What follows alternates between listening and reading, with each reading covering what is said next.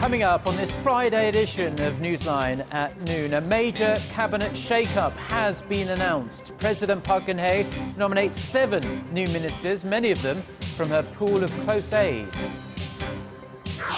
The 2014 World Cup kicks off in Brazil, with the host nation beating Croatia 3-1 in the opening match.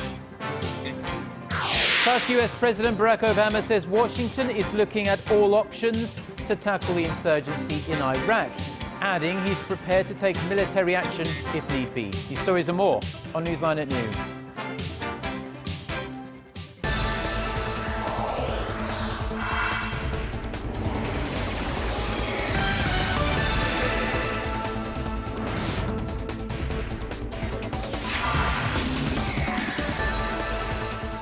It's noon Friday, June 13th here in Korea. Thanks for tuning in live from Seoul. I'm Eujin Ju. It's very good to have you with us. I'm Mark Broom. Our top story this lunchtime: as part of her sweeping government reforms, President Park Geun-hye has reshuffled her cabinet, and she did so within the last hour or so.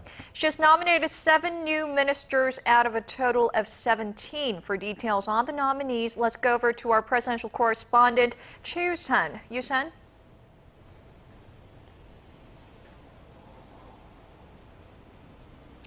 Well, as highly expected, President Park has decided to change her finance minister, who also sits as the deputy prime minister. The president's close aide and the former ruling party floor leader Choi Kyung-hwan was nominated to replace Finance Minister Hyung Oh-seok. The former bureaucrat's long-time experiences in economic policy making and later in parliament were highly noted in leading the president's 3-year plan to revitalize the local economy. President Park also named Choi Yang-hee, a professor of computer science and engineering at Seoul National University, as her new science and ICT minister. The science and technology expert's career-long contributions to development of convergent science and technology and innovative thinking were acknowledged in his nomination.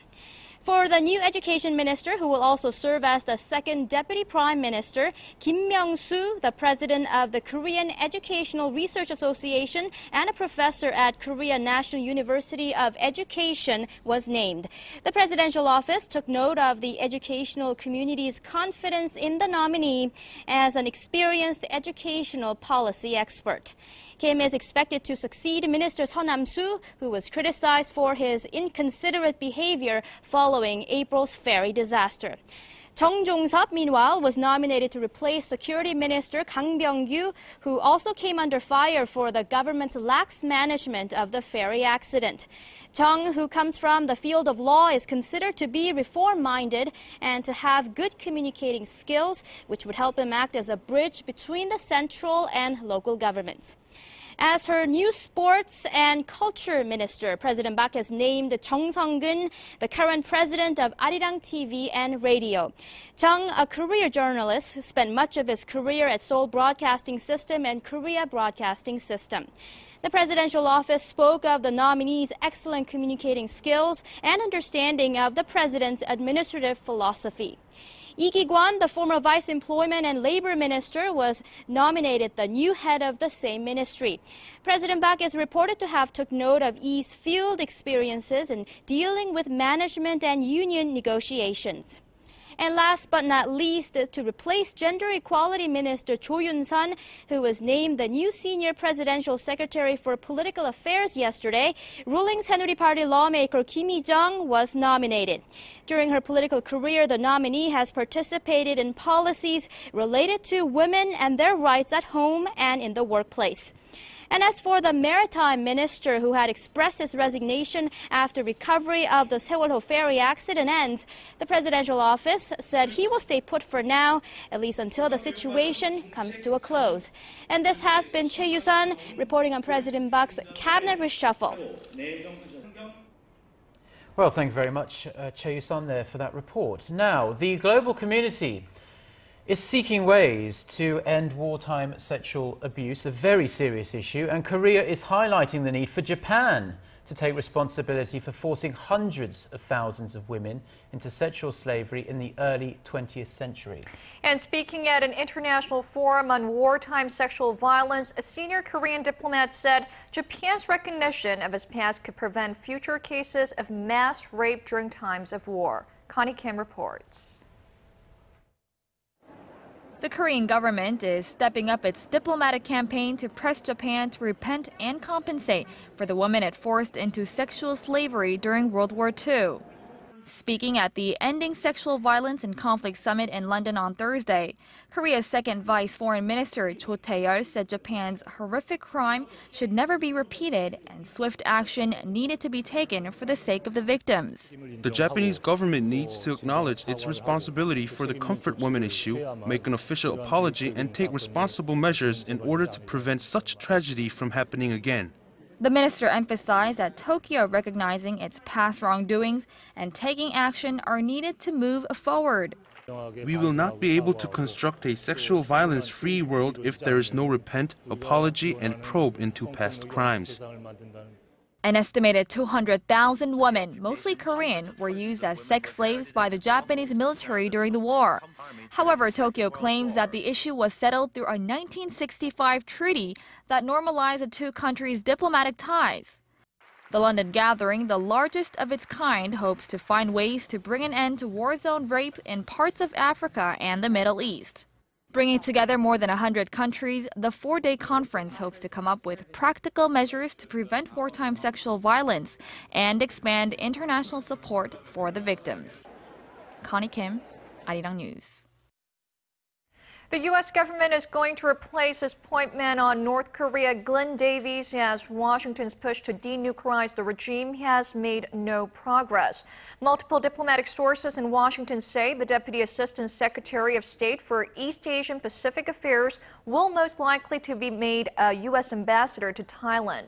The outgoing U.S. ambassador to South Korea, Sung Kim, is being considered to fill Davies' position. Japan's recent deal with North Korea is even sweeter than previously thought, as soon as Pyongyang formally restarts an investigation into the abduction of Japanese nationals in the late 1970s and early 80s. Tokyo has promised to lift sanctions on North Korea right away. Our Hwang Sung-hee has the details. Japan's Chief Cabinet Secretary Yoshihide Suga said Thursday that Tokyo will lift 3 of its sanctions against North Korea at once, as soon as Pyongyang launches a special reinvestigation committee to look into the abduction issue. The sanctions include a general travel ban between the two countries, a ban on money transfers, and a prohibition of North Korean ships entering Japanese ports. The reinvestigation committee is expected to be formed as early as late next week. Japan struck a surprise deal with North Korea last month, agreeing to lift some of its sanctions against the communist regime in exchange for more information on the fate of several Japanese citizens who were abducted by the North in the 1970s and 80s. Since then, the Abe administration has been proactive in trying to resolve the abduction issue. A possible trip to Pyongyang by the Japanese leader has even been talked about, although Suga said the current timing wasn't appropriate. The recent cozy ties between the two neighbors is a cause for concern, as it could dent trilateral cooperation among South Korea, the United States, and Japan. Up until the agreement, Japan had been secretive with its interactions with the North. Experts say from now on, Tokyo should hold behind-the-scenes consultations with its two allies to make sure their trilateral alliance for dealing with North Korea remains intact. Hwang Sung-hee, Arirang News.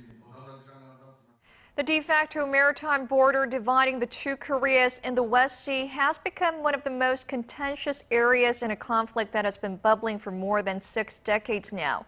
And with North Korea continuing on with its provocations near the northern limit line, South Korea has announced plans to build a new naval base in the region by the end of this year. Kim Hyun-bin tells us more. The South Korean military plans to finish construction of a naval base on one of its Western Sea border islands by the end of this year to better cope with North Korea's naval provocations. A South Korean naval officer said Friday that the base will be located on Baekneungdo Island, just 10 kilometers south of the de facto maritime border, separating the two Koreas.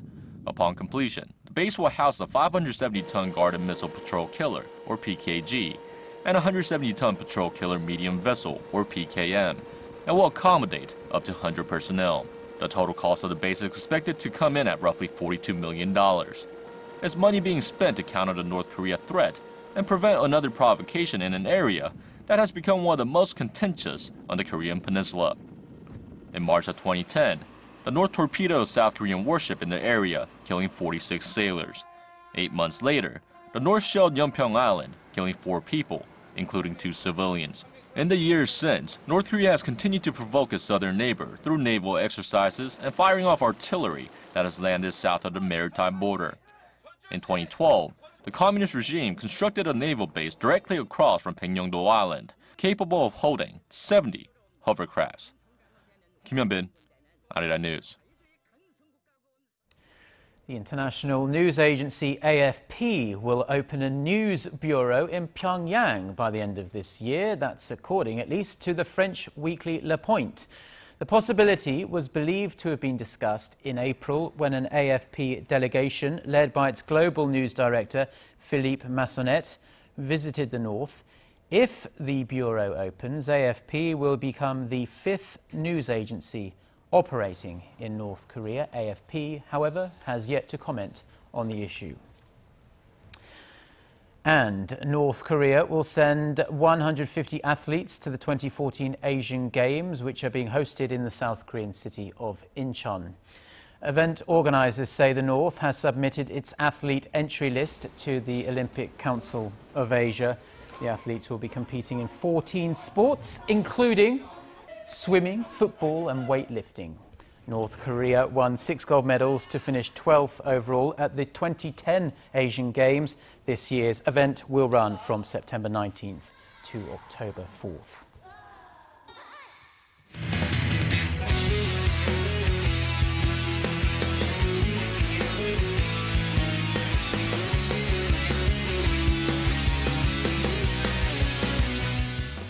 So the build-up is now over. The 2014 World Cup kicked off in the wee hours of this Friday morning Korea time with tens of thousands of fans very excited, packed into the stadium there in Sao Paulo to watch the opening match between the host nation Brazil and Croatia.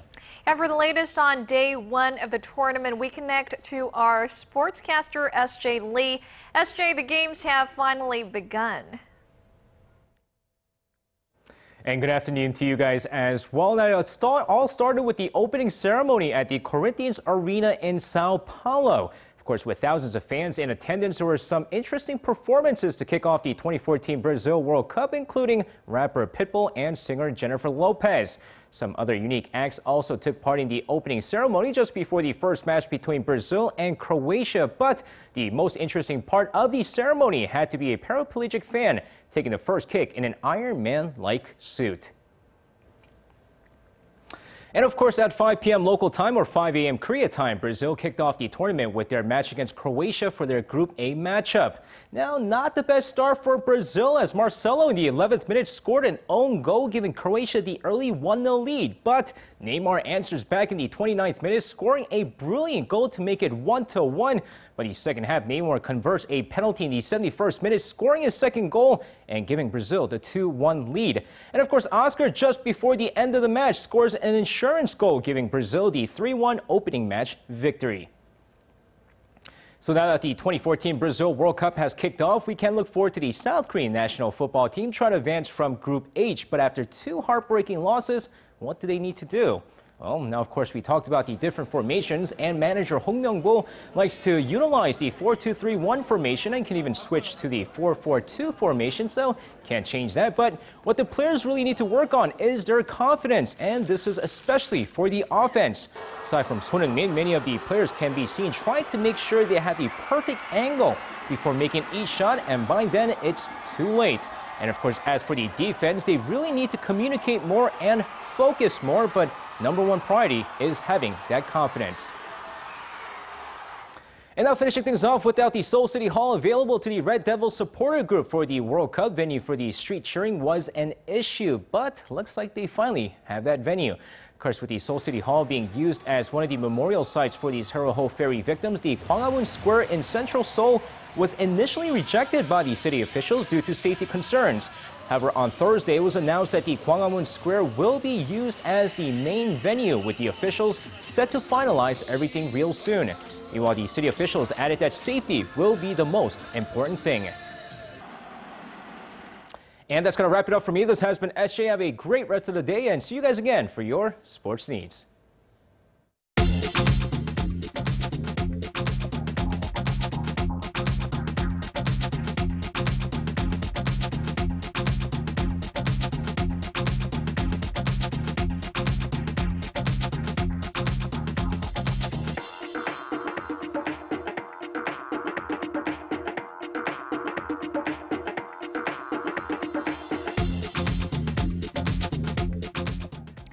And many here in the nation are getting really excited about the World Cup and are ready to stay up until the wee hours to cheer for Team Korea. And our Song Ji-sun walks us through the history of the tournament, how this year's Korean squad might fare, and how the Korean economy stands to benefit from the global event. The World Cup is back in the country that has won the trophy 5 times already. With Europe taking the past 2 World Cup trophies, South American footballers are eager to bring it back home. But how will Team Korea fare? Looking at past World Cups, they presented us with the miracle of finishing 4th at the World Cup held at home back in 2002, but they haven't been so brilliant since. In Brazil, their first match against Russia will be pivotal to boost the team's confidence and to earn game points ahead of Belgium and Algeria. As all matches are scheduled to start in the early morning hours here in Korea, it will be difficult for a lot of people to watch them along with friends and some cold beverages like in years past. While restaurants and bars may not be seeing much of a rise in revenue, television manufacturers stand to benefit as people take this as an opportunity to upgrade their TVs so they can watch the games in higher definition in the comfort of their own homes. But of course, the official sponsors will likely see the biggest returns. Hyundai Motor Group is the only automaker among the 6 FIFA partners, and to maximize their return on investment, the World Cup itself must be a hit in terms of viewer ratings. Both the US and Europe have less than a 4-hour time difference with Brazil. That makes it easier to attract potential market consumers to watch the games. Hyundai and Kia Motors have been launching new models in the US and Europe from March to July, which can maximize the promotional effect coupled with the World Cup. Analysis by Hyundai and Samsung Research Institute suggests that if Korea advances to round of 16, the nation can expect $1.3 billion worth of brand publicity.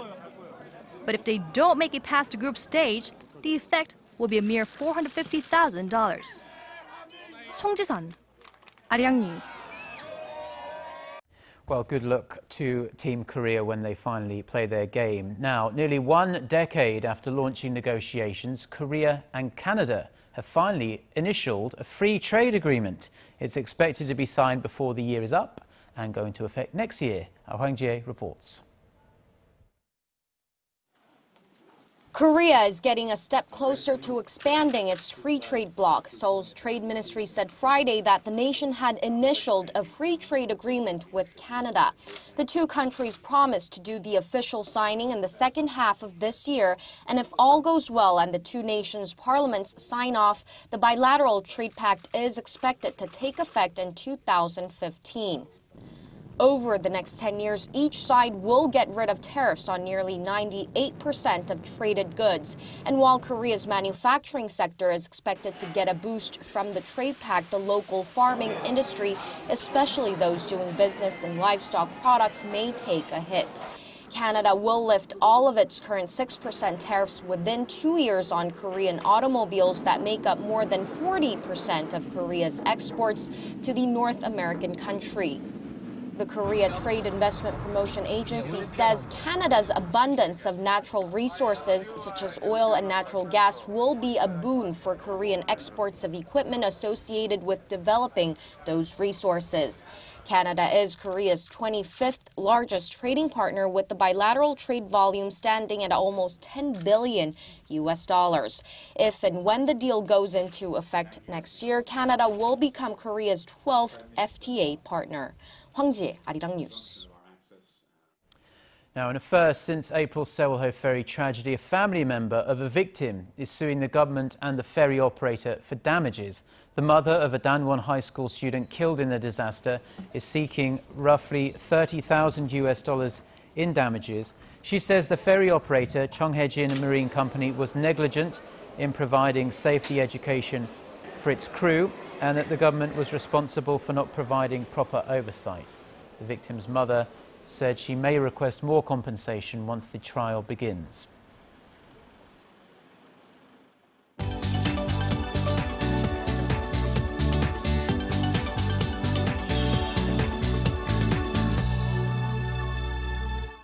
And time now for a look through the international headlines we're following this hour. For that, we turn to our Eunice Kim standing by at the news center.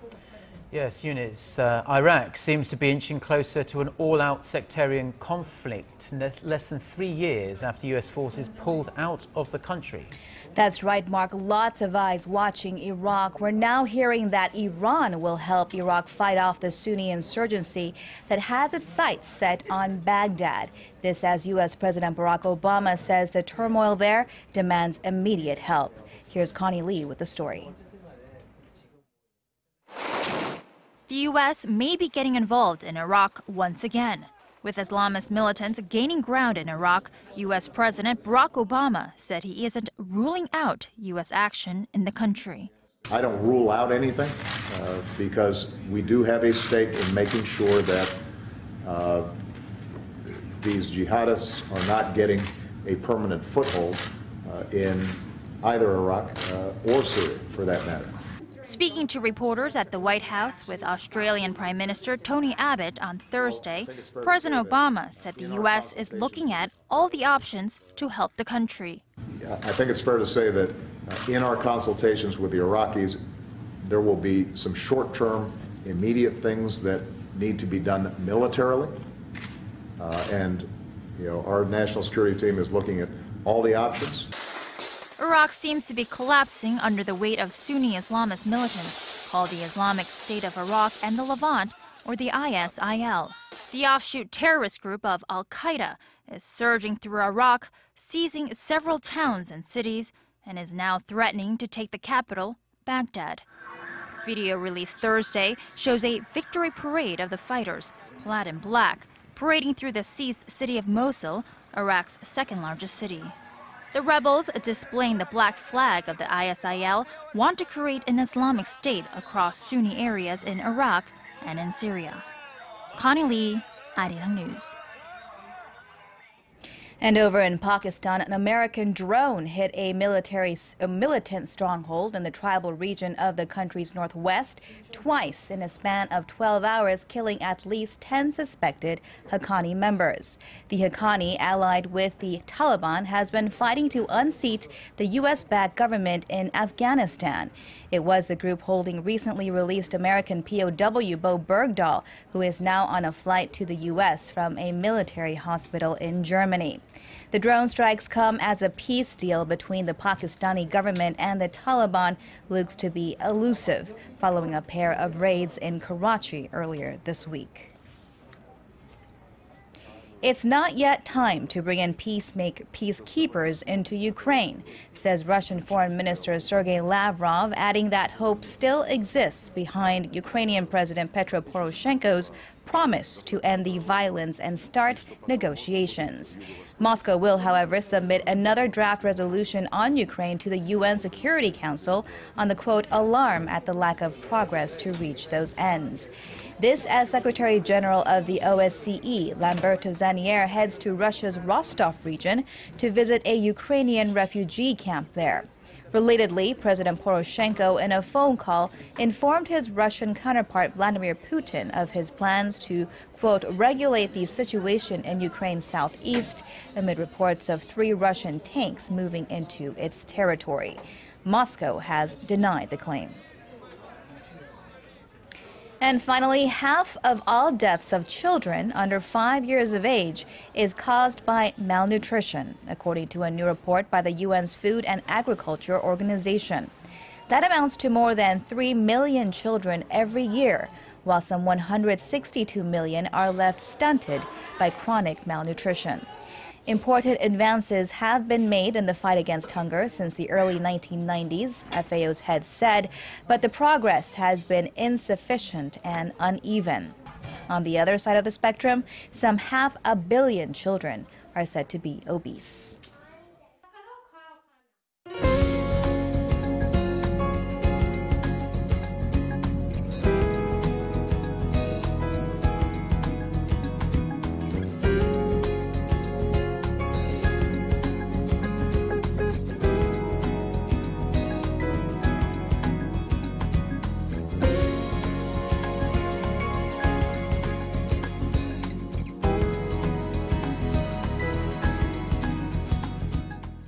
And those are the stories we're following at this hour.